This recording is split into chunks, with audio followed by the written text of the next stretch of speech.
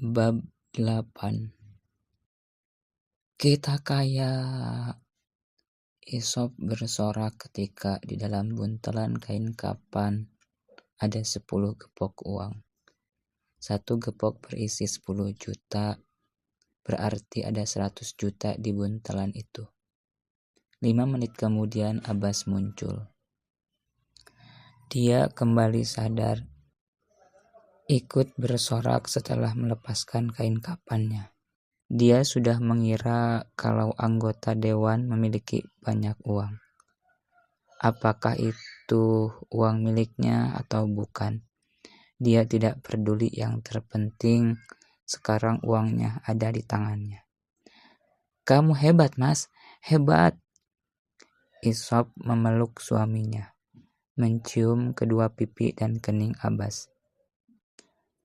"Kalau terus-menerus seperti ini, kita akan cepat kaya, tetapi kita tidak boleh mencolok." Isop tahu itu. Dia sudah memiliki rencana.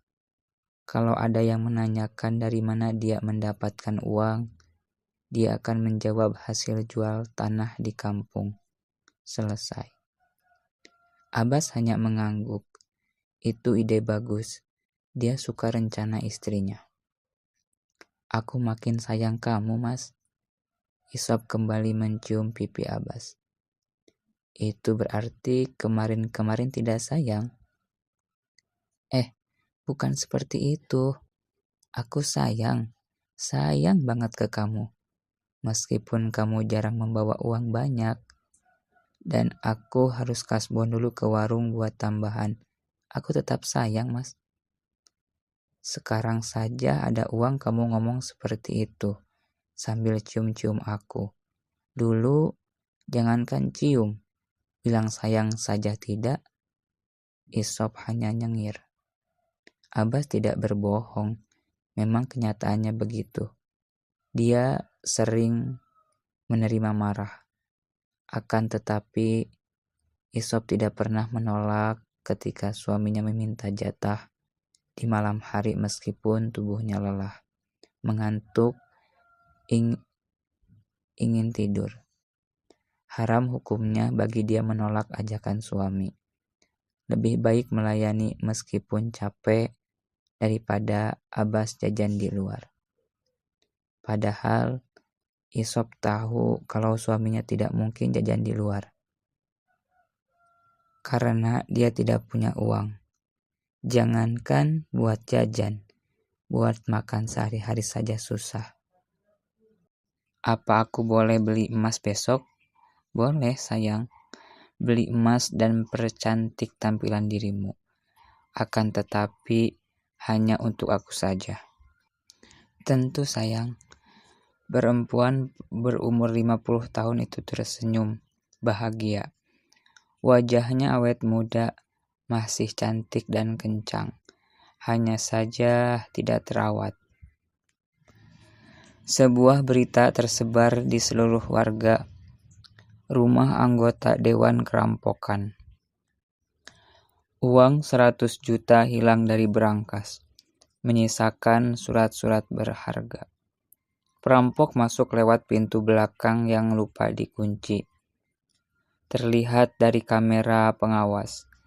Ada 4 orang masuk rumah, satu persatu menghancurkan kamera untuk menghilangkan jejak. Itu kesimpulan dari polisi yang melihat kembali rekaman video. Sepertinya perampok tidak tahu di mana letaknya. Atau lebih tepatnya, tidak sempat karena keburu kabur setelah melihat pocong berdiri di depan pintu kamar Pak Dewan. Mereka tidak berteriak dalam hatinya. Lari keluar dari pintu belakang, lalu meloncati pagar. Sekitar 1 kilometer dari rumah target, mereka berhenti dengan napas ngos-ngosan, melepaskan topeng dari wajahnya. "Apa tadi itu benar pocong?" tanya lelaki jangkung. "Sepertinya begitu. Aku melihatnya jelas. Itu memang pocong," timpal temannya. Berbadan sedikit gemuk, lari paling belakang. Apa jangan-jangan itu penjaga rumah? Entahlah, mau penjaga ataupun apapun itu, yang terpenting kita harus lari jauh dari sini sebelum ketahuan oleh warga. Apalagi ketahuan sama pocong itu, bahaya. Mereka pun kembali berlari keluar kampung. Di tengah perjalanan, mereka berjanji tidak akan mengatakannya kepada siapapun, kecuali nanti pemilu tiba.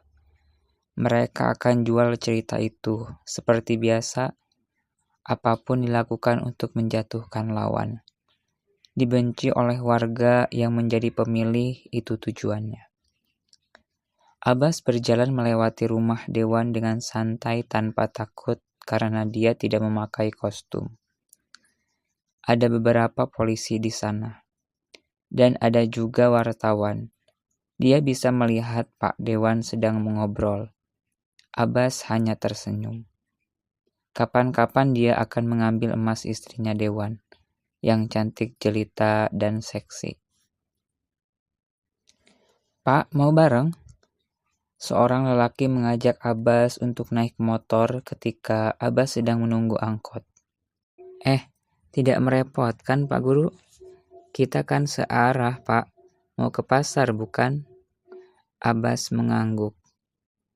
Lelaki yang dipanggil Pak Guru itu adalah Herwan, guru pelajaran sejarah di sekolah anaknya. Berumur 26 tahun dan masih sendiri. Kok baru berangkat, Pak Guru? Tadi ada keperluan sebentar, Pak. Motor itu terus melaju, melewati kendaraan lain. Tidak banyak obrolan di antara mereka. Di depan pintu masuk pasar, motor metik berwarna hitam bergaris merah berhenti. Abbas langsung turun. Terima kasih Pak Guru. Tidak apa-apa Pak, saya juga sekalian lewat. Abbas akan masuk. Akan tetapi Pak Guru menghentikan langkahnya. Menanyakan tentang Herlin. Apakah dia akan melanjutkan sekolahnya ke kuliah? Pertanyaan itu terus terngiang di telinga Abbas seharian. Awalnya tidak terpikirkan olehnya untuk menyekolahkan anaknya ke tingkat kuliah karena ekonomi mereka tidak cukup. Tetapi sekarang dia punya uang cukup untuk menguliahkan anaknya. Itu ide bagus, Pak, kata Isop sebelum jam makan malam tiba. Di dapur, Abbas membantu istrinya masak. Tetapi apa dia mau? Mau, kata Herlin dengan menatap dan raut wajah senang ketika ditanya oleh Abbas apakah dia mau kuliah di meja makan. Sedetik kemudian dia tertunduk. Aku akan mencari kerja saja supaya dapat uang, Pak. Kamu tidak usah memikirkan uang. Itu urusan Bapak. Kamu sekolah saja yang benar, supaya pintar, tidak seperti Bapak, bodoh. Herlin tidak menjawab. Dia masih menundukkan kepalanya sambil menyendok sup ayam. Jangankan untuk kuliah, untuk makan saja kadang susah, harus kasbon ke warung. Itu yang ada di pikiran Herlin karena tidak tahu kalau bapaknya pesugihan. Dan sudah memiliki banyak uang. Sampai makan malam selesai, tidak banyak obrolan tentang perkuliahan. Abbas mengganti obrolan ke hal lain. Besok dia akan kerja di bangunan dengan gaji 120.000 per hari. Malam semakin larut. Kampung sudah sepi, tidak ada orang di luar rumah kecuali beberapa warga yang mendapatkan giliran ronda. Penjagaan semakin diperketat. 1 jam sekali petugas ronda keliling setelah adanya rumah kerampokan. Soal keguguran Sekar, keluarga menganggap kalau itu ulah jin. Bapak harus tetap keliling. Itu perkataan ketiga kalinya dari mulut Isop. Dia memaksa suaminya supaya terus mencari uang. Semakin sering Bapak keliling, kita akan cepat kaya, Pak. Tetapi, Bu, mereka menjaga kampung ini dengan ketat. Kalau begitu, kita ubah tempatnya ke kampung sebelah saja. Abbas berpikir sejenak. Kampung sebelah itu berarti perumahan elit yang dihuni oleh rata-rata pekerja kantoran. Pasti mereka punya banyak uang. Dia tersenyum, mengangguk. Akan melakukannya. Nah, begitu. Itu namanya suamiku tercinta. Isop mencium pipi Abbas.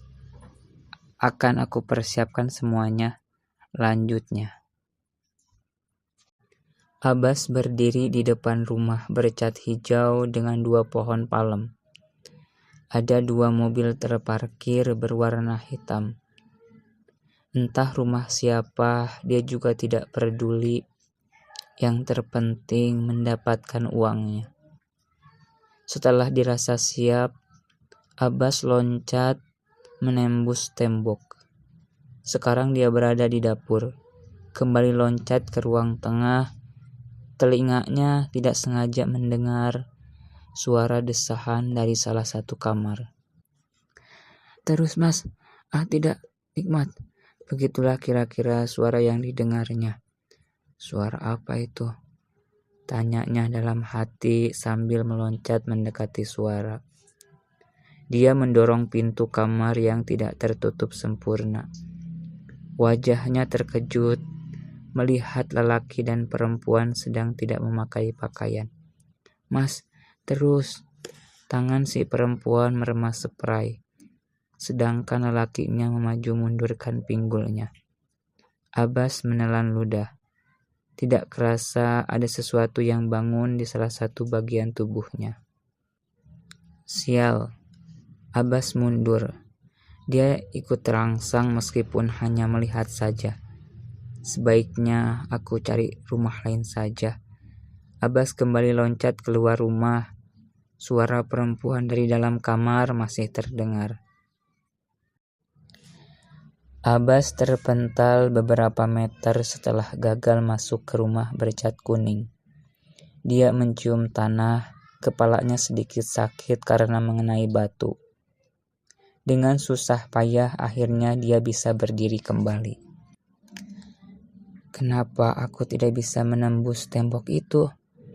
Tanyanya pada diri sendiri. Percobaan kedua pun gagal. Ia kembali terpental. Tembok itu seperti memiliki perisai yang dapat menahan dirinya untuk masuk. Apa kekuatanku hilang? Abbas melakukan ancang-ancang, kemudian loncat menghantam tembok. Buk! Dia tidak bisa menembus tembok. Badannya mulai sakit, meringis sambil menyandarkan punggungnya. Abbas menyerah. Dengan napas ngos-ngosan, telinganya mendengar suara mengaji dari dalam rumah. Siapa orang yang melakukannya tengah malam begini? Abbas mengelilingi rumah untuk mencari celah. Suara orang mengaji terdengar lebih jelas. Dia mendekati tembok. Dari balik jendela di dalam kamar, seorang perempuan terbalut mukena sedang mengaji, sedangkan di kasur suaminya tertidur. Ternyata ini yang membuatku tidak bisa masuk. Perempuan itu berhenti mengaji. Dia menengok ke arah jendela. Tidak ada apa-apa. Hanya gorden berwarna coklat. Abbas selamat karena dia tidak melihatnya. Sebaiknya aku mencari rumah lain. Abbas loncat-loncat meninggalkan rumah bercat kuning. Dia akan mencari rumah yang penghuninya sedang terlelap tidur, lupa untuk bangun malam, beribadah dalam kesunyian. Di waktu itulah pintu-pintu langit dibuka.